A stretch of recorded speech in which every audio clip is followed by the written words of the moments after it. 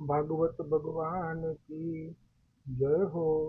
श्री सुखदेव जी महाराज की जय हो। जगत गुरु महाप्रभु जी वल्लभाचार्य जी की जय हो। सदगुरुदेव की जय हो। શ્રીમદ ભાગવત મહાપુરાણનો મહિમા સ્વયં શ્રી સુખદેવજીએ ગાયો છે, જેમાં આપણે કહ્યું છે કે ભાગવત મહાપુરાણ એ કલિયુગમાં કલ્પવૃક્ષ સમાન છે. જેમ કલ્પવૃક્ષની નીચે ઊભા રહેલા જીવને જે કંઈ પણ જોઈએ તે પ્રાપ્તિ કરાવી દે છે, એવી રીતે શ્રીમદ ભાગવત મહાપુરાણનું વાંચન અને શ્રવણ એ પણ તે શ્રવણ કે વાંચન કરનારને જો કોઈ સકામ વસ્તુની કામના હોય તો તે પણ પ્રાપ્ત કરાવી દે છે અને ભક્તિ મુક્તિ સહજ પ્રાપ્ત કરાવે છે. તો ગઈકાલનો અધૂરો પ્રસંગ આગળ છે. શ્રી મૈત્રેયજી વિદુરજીને કહે છે કે જે સમયે પ્રજાજનો પૃથુજીને આ પ્રમાણે પ્રાર્થના કરી રહ્યા હતા, તે જ સમયે ત્યાં સૂર્ય સમાન તેજસ્વી 4 મુનીશ્વરો એટલે કે સનકાદિઓ આકાશ માર્ગે પધાર્યા. પૃથુજી તેમને ઓળખી ગયા અને ખૂબ જ ત્વરાથી તેમની તરફ ચાલી નીકળ્યા. જ્યારે તે મુનીશ્વરો શ્રેષ્ઠ આસનો ઉપર બિરાજમાન થયા, ત્યારે પૃથુજીએ તેમના ચરણોમાં પોતાનું શીશ ઝુકાવીને પછી સનકાદિઓની વિધિવત પૂજા કરી. પછી ચરણ પખાળ્યા અને તે ચરણોદક મસ્તક ઉપર છાંટ્યું. પછી પૃથુજીએ કહ્યું કે હે મંગલ મૂર્તિ મુનીશ્વરો, તમારા દર્શન તો યોગીઓને પણ દુર્લભ છે. મારાથી એવું કયું પુણ્ય થયું છે કે જેનાથી આપે સામે ચાલીને પધાર્યા અને દર્શન આપ્યા? જે ગૃહસ્થ નિર્ધન હોવા છતાં ધન્ય છે કે જેના ઘરે ભગવાનના ભક્તો પધારીને તે ગૃહસ્થનું જળ આસન કંઈ પણ ગ્રહણ કરે છે, તથા જે ઘરોમાં ભગવાનના ભક્તોના પરમ પવિત્ર ચરણોદકના ક્યારેય છાંટા પડ્યા નથી, તે બધા પ્રકારની રિદ્ધિ સિદ્ધિઓથી ભરેલા હોવા છતાં પણ તેવા વૃક્ષો જેવા છે કે જેમના પર સાપ રહે છે. મુનીશ્વરો, તમારું સ્વાગત છે. હે મુનીશ્વરો, અમે તો સંસારમાં પડેલા કેવલ ભોગોને જ સુખ માનીને જીવીએ છીએ, તો શું અમારા ઉદ્ધારનો કોઈ ઉપાય છે ખરો? તમને કુશળક્ષેમ પૂછવું એ પણ યોગ્ય ના કહેવાય, કારણ કે તમે નિરંતર આત્મામાં જ રમણ કરો છો. તેથી તમને હું તે પૂછવા ઈચ્છું છું કે સંસારના મનુષ્યનું સરળતાથી કલ્યાણ કેવી રીતે થઈ શકે? શ્રી નારાયણ પોતાના ભક્તો ઉપર કૃપા કરવા માટે તમારા જેવા સિદ્ધજનોને પ્રેરણા કરીને મોકલતા હોય છે, અને તમારું આ સૃષ્ટિમાં વિચરણ પણ ભક્તોના કલ્યાણ માટે જ હોય છે. શ્રી મૈત્રેયજી કહે છે, રાજા પૃથુના આ વચનો સાંભળીને શ્રી સનત કુમારો ઘણા પ્રસન્ન થયા અને સહેજ મલકાઈને કહેવા લાગ્યા, હે મહારાજ, બધું જાણતા હોવા છતાં તમે સમસ્ત જીવોના કલ્યાણના ભાવથી ઘણી સારી વાત પૂછી છે. આ છે, હમણે તો આપે ઉપદેશ કર્યો છે. હજી તો પૃથુરાજાએ પોતાના પ્રજાજનોને કે જે સંસારમાં ભોગને જ સુખ માની લે છે, એ જ સાચું સુખ માનીને ભોગમાં ડૂબેલા રહે છે, એ તો પસ્તાય છે.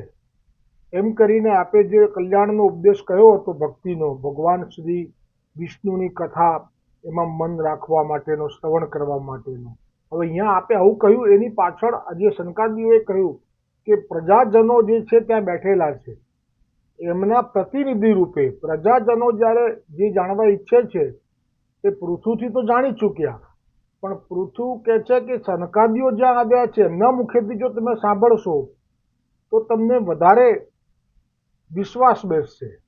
જેવી રીતે પુષ્ટિ માર્ગમાં સર્વોત્તમ સ્તોત્રમાં ગોકુલનાથજીએ કહ્યું કે જે મંત્ર પૂર્ણ પુરુષોત્તમ ગોવર્ધનનાથજીએ પ્રગટ કર્યો છે બ્રહ્મ સંબંધનો, એ જ મંત્ર જો મહાપ્રભુજીથી પ્રગટ થયો હોત તો વૈષ્ણવોને જટ વિશ્વાસ ના બેસત, કેમ કે મહાપ્રભુજીનું પ્રાગટ્ય એ ઐશ્વર્યથી છુપાવીને સાધારણ જગ્યાએ થયેલું છે. તેથી કરીને જટ શરણે આવે અને જટ લીલામાં અંગીકાર થાય તે માટે વિશ્વાસ દ્રઢ થાય. તેથી જ ગોવર્ધનનાથજીના શ્રી મુખે સાક્ષાત ભગવતા પ્રોક્તમ કહીને આપે પ્રગટ કર્યું છે.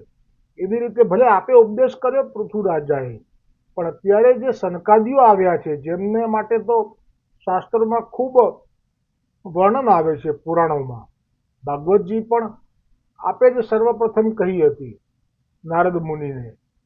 તો એ જે વાત છે તે મુજબ અત્યારે સનકાદીઓના મુખે શ્રવણ કરાવવાનો ભાવ હોવાથી આવી રીતે બધા વતી પૂછ્યું છે. એટલે કહ્યું કે તમે બધું જાણતા હોવા છતાં, કેમ કે હજી ગઈકાલે તો પ્રસંગમાં આપણે જાણ્યું કે જેમના ચરણ કમલની નીચે કમળનું ચિહ્ન છે, વિષ્ણુ ભગવાનનો અંશ અવતાર છે, એનું પ્રમાણ પણ મળી ગયું કે સાક્ષાત મહાદેવ, બ્રહ્માજી, વિષ્ણુ, લક્ષ્મીજી, સરસ્વતીજી, યમદેવ, અગ્નિદેવ, સૂર્યદેવ બધાએ ઉપસ્થિતિ કરી અને આશીર્વાદ અને પોતપોતાના શસ્ત્રો અસ્ત્રો ભેટ આપ્યા છે.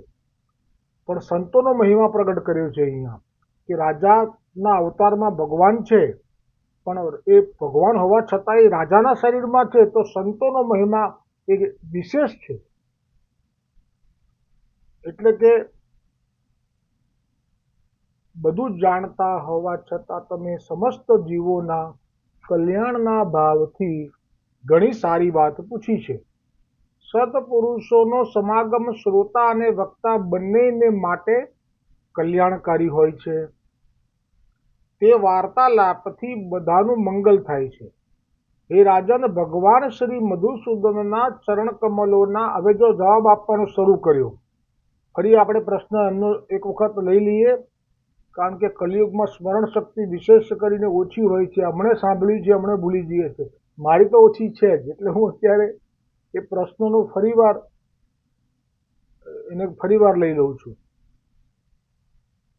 કહે છે કે અમે તો સંસારમાં કેવલ ભોગોને જ સુખ માનીને જીવીએ છીએ, તો શું અમારા ઉદ્ધારનો કોઈ ઉપાય છે ખરો?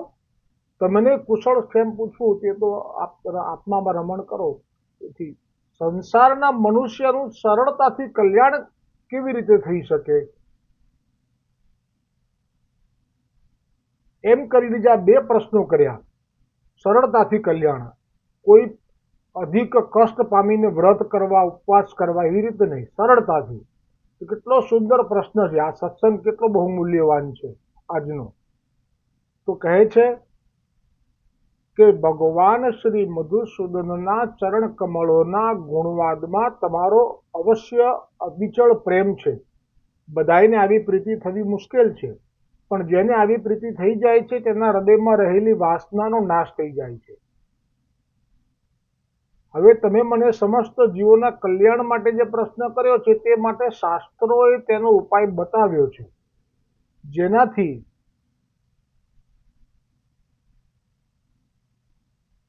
અવિનાશી પ્રભુ પ્રત્યે ભક્તિ પ્રગટ થાય છે. શાસ્ત્રો એવું કહે છે કે ગુરુ અને શાસ્ત્રોના વચનમાં વિશ્વાસ રાખવો, ભાગવત ધર્મોનું આચરણ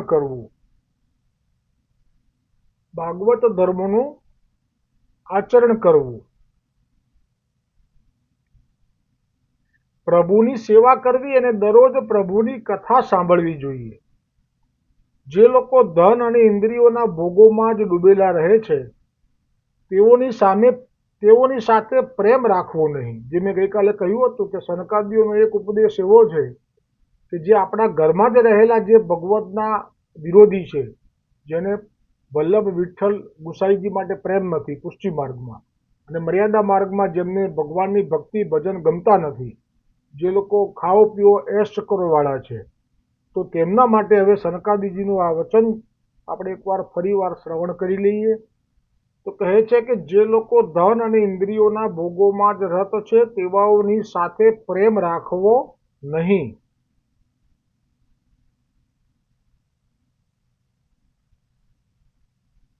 તેવાઓની સાથે પ્રેમ રાખવો નહીં. પ્રભુની સેવા અને તેમના ગુણગાન દ્વારા અમૃતપાન કરતા રહી બહિર્મુખનો સંગ ત્યજવો. જો ફરીવાર આવ્યું, એકવાર તો કહ્યું કે જે લોકો ભોગમાં ડૂબવામાં મસ્ત છે એમનો સંગ નહીં કરવાનો, એટલે કે એમના સાથે રહેવાનો પનારો પડ્યો છે તો પડ્યો છે, પણ એમનાથી બહુ હળવા મળવાનું ભળવાનું નહીં. કેમ? તો કે છે કે એ આપણી ભક્તિમાં અવરોધ ઊભો કરી શકે છે, અને આ ભક્તિ બહુ મૂલ્યવાન છે, જે બધા માટે નથી. એટલે કહ્યું કે હા, તેમની સાથે પ્રેમ રાખવો નહીં. નફરત કરવાની નથી કીધી, પણ પ્રેમ તો નહીં જ રાખવાનો, એવી આજ્ઞા છે. જો તમારે આ આજ્ઞા પાળવી હોય તો તમારા હાથમાં છે. પછી કહ્યું કે પ્રભુની સેવા અને તેમના ગુણગાન દ્વારા અમૃત પાન કરતા રહેવાનું, પણ બહિર્મુખનો સંગ કરવાનો. બહિર્મુખ કોને કીધા? કે જેને ભોગવવાની જે ઈચ્છાઓ છે એ સતત જ નવી નવી પ્રગટ થયા કરતી હોય મનમાં. કેમ કે જ્યાં સુધી ભક્તિ ભજનથી સ્મરણથી સેવાથી જે સુખનો અનુભવ થયો નથી તેવા લોકોને તો રખડી રખડી થાક્યો શોધું છું શીતળ છાયા, રખડી રખડી થાક્યો શોધું છું શીતળ છાયા, મારી પૂંઠે પડી છે માયા રે, હો શ્રીજી બાવા.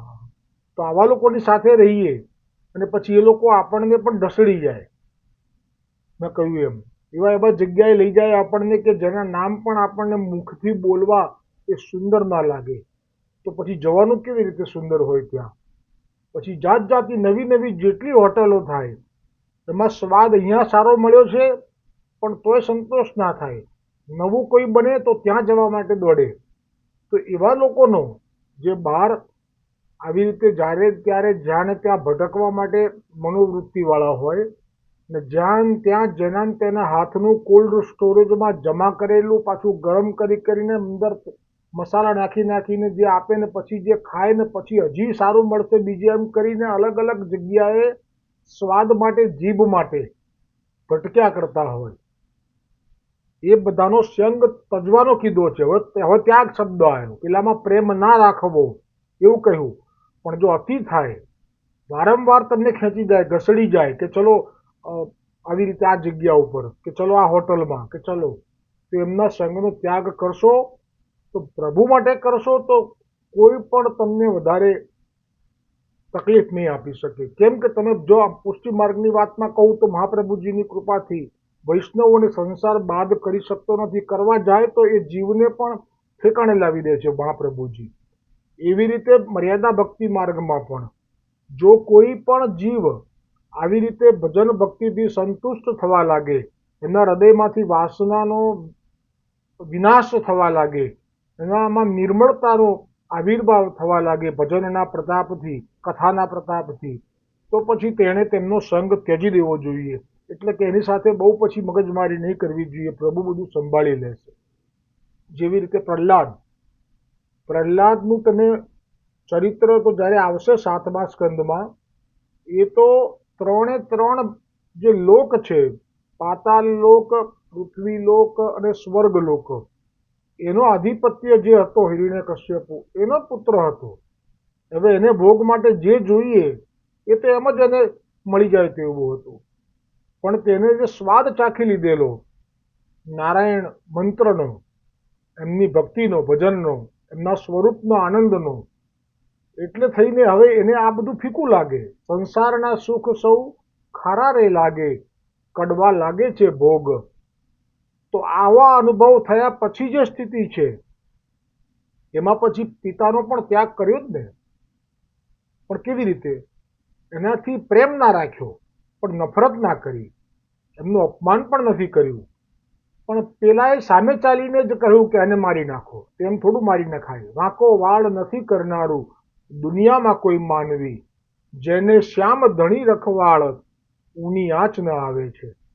એટલે આપનું જે કર્તવ્ય છે પુત્ર તરીકે, એમાંથી આપ પાછા પણ નથી પડ્યા, પણ પિતાએ કહ્યું કે તું આ નારાયણની ભક્તિ બંધ કરી દે, નામ બંધ કરી દે, તો એ તો બિલકુલ નથી કર્યું. માથા સાટે માલ મળે છે નહીં બાળકના ખેલ, પ્રાણની હોડ કરે ત્યારે તૂટે બંધન જેલ.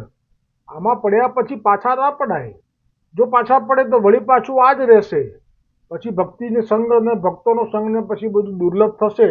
એટલે વળી પાછું આ ભવરણમાં હી ભટકું, ભવરણમાં હી ભટકું, નથી મળતો સુખનો છાંટો, ભવરણમાં હી ભટકું, નથી મળતો સુખનો છાંટો, મારો સફળ કરો આ આંટો રે, ઓ શ્રીજી બાવા.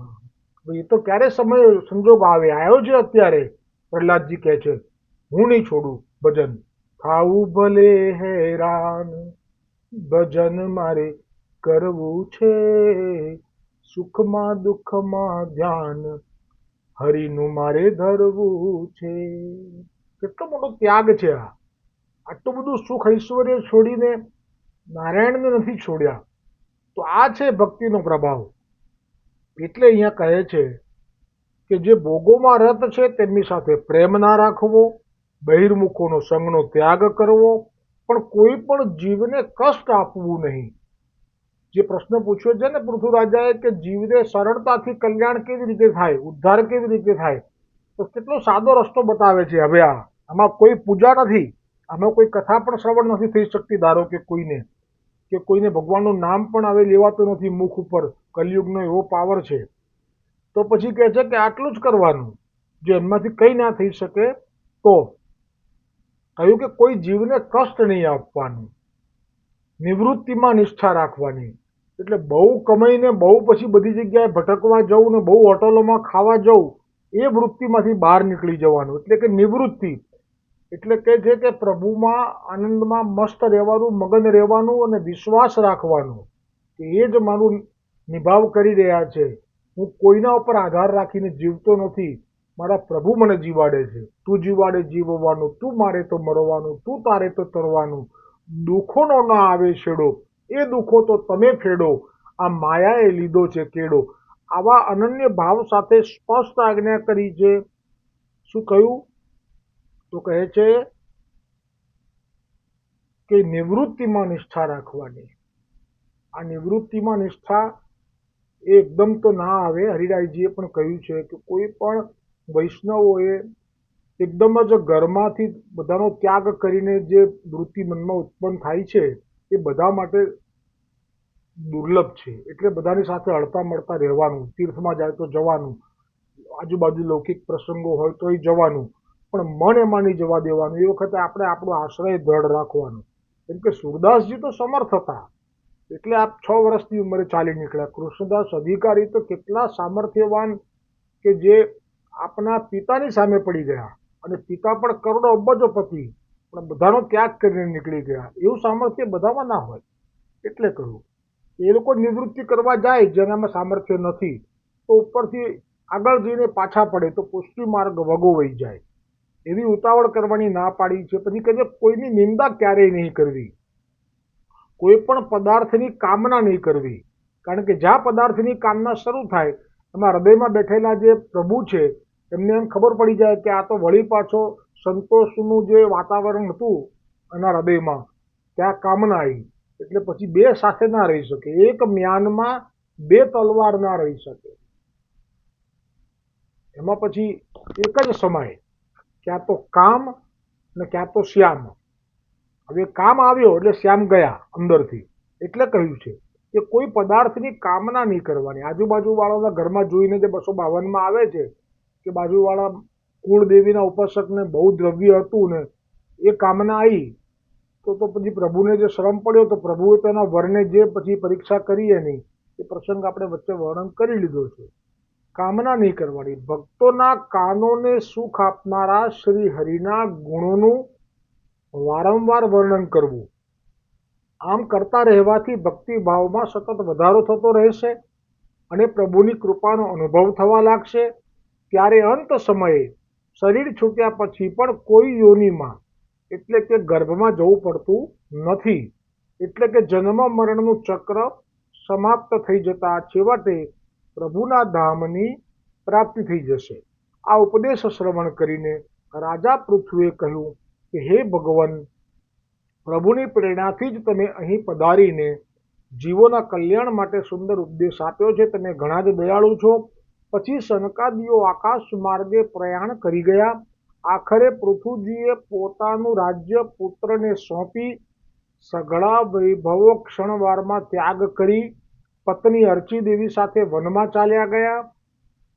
છેવટે શ્રી કૃષ્ણ ભગવાનની પ્રાપ્તિ કરી લીધી. આગળનો ભાગવતજીનો પ્રસંગ આવતીકાલે આવશે. બોલો ભાગવત ભગવાન की जय हो.